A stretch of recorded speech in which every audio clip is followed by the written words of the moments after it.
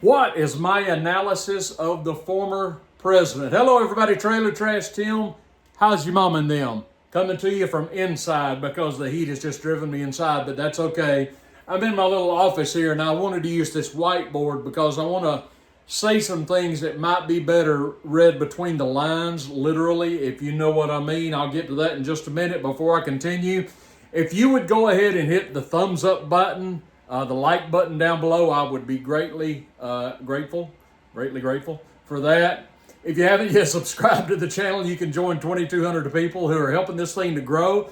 That's fantastic. The button's down below. Just go ahead and hit that subscribe button. All the other relevant links are down below, contact information and all that jazz. Now then, it's Friday, around noontime or so. And I want you to pretend for a moment that you're looking for a candidate to vote for the presidency. And I want to just read to you some major policy points or issue points to see how you feel. And if you agree with a particular politician's stance, this could be anybody, on these major issues. Now, I don't know where any of you are politically necessarily. I know where a few of you are. But I just want to read some highlights as far as the major issues of the day and see what you think about them. If we have a candidate who has the following stance on the issue of the economy, this generic candidate, no-name candidate, favors lower taxes, fewer regulations, and trade policies, including tariffs, that would encourage job growth, domestic job growth, and exports. How do you feel about that? Does that sound good? How about health care? Here you have a candidate who opposes that.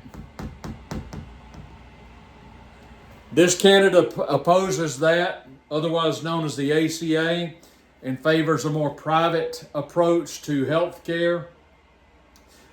Seeks the repeal of that. In terms of foreign policy, another major issue, this candidate would support the unilateral approach to foreign policy and a reduction of the U.S. role in foreign affairs of other sovereign nations. Sounds pretty good to me. How about you? How about this? This candidate would support this and would absolutely oppose any restrictions on same. Okay? Are you with this candidate so far? Maybe you're not. I mean, it's okay. I'm not trying to pigeonhole anybody. How about the issue of illegal immigration? This candidate opposes illegal immigration and favors the strengthening of borders. Does that sound fairly consistent with what you would want out of a president? If you're an American, maybe you're not an American watching me. I got a lot of people around the world, but if you're an American, is that important to you? Or maybe it's not important to you. How about the issue of the climate? Two more. This candidate favors the expansion of domestic oil and gas production. This candidate opposes any green energy effort which would hinder or slow domestic economic growth. Got that? They favor domestic oil and gas production. Don't see anything wrong with that. And then finally, on the issue of this right here. This candidate is opposed to that, but specifically is opposed to the taxpayer funding of same, because naturally you've got some taxpayers that don't want to be forced to have to pay for that, okay?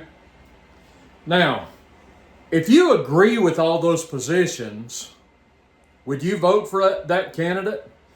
That candidate just happens to be this fellow. Now then, back to that in just a moment. The point I'm trying to make here is the thing I have never understood is among never Trumpers is this visceral, seething hatred of the former president. It just makes no sense. Now let's go back in time real quick. In 2016, year 2016, we had the Trumps, we had the Cruzes, we had the Rubios, the Christies. I don't know who else was running for president. Had a big slate of candidates that were trying to succeed the last guy. The candidate I was supporting was Rand Paul, but Rand faded fast. Oh, I forgot about Jeff! But Rand faded fast, and it soon got whittled down to basically Trump versus Hillary. I wasn't crazy about Trump. As it turned out, of course, I had no choice but to support him. I mean, what was the choice? But Trump impressed me in a lot of ways during his term. You can't argue about the fact our economy boomed, the stock market improved. He did not get us involved in a sustained shooting war with anybody. Big points to him for that. Interest rates were low. Jobs were plentiful. We were doing pretty well as a nation. We were exporting oil and gas. It's incredible, right? There was a lot of things he did that I could like and did like. So I don't know who, and he did his best to secure the borders. So if I would assume the typical American supports such things. I would assume the typical American supports a booming economy, supports a strong border, supports domestic oil production, supports low interest rates. I would assume most Americans would support that, and under him, that's what we got. So what never made sense to me was this segment of Americans which absolutely despise the man. That made no sense to me whatsoever. If I read these policies to most Americans today that I've written out here, I think most Americans would probably say, yeah, I would favor that. But if you attach the name of this man to that policy, to those policies, there are some that would recoil in horror. And I have never understood this hatred of this man. It makes no sense. He wasn't an extremist in the way that he governed one way or another.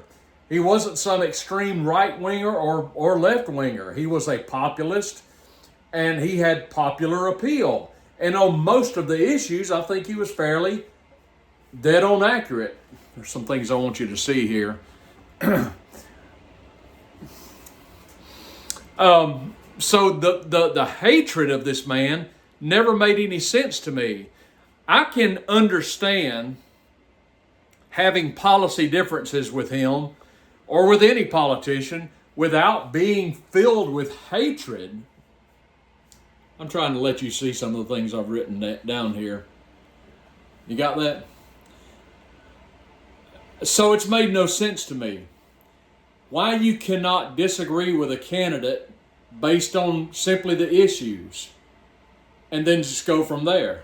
Why does there have to be such hatred? Now, I will confess, I was never a fan of this person.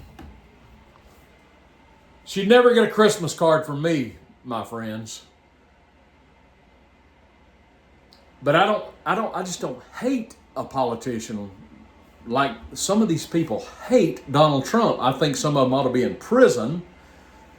But why we cannot separate policy differences from this visceral hatred, I do not understand. Now, I want to say one more thing. Yesterday, this man was arrested and booked in Fulton County, Georgia. And he gave this mugshot was taken of him. Okay? This is priceless. And I'm going to tell you folks something. I believe that this very well,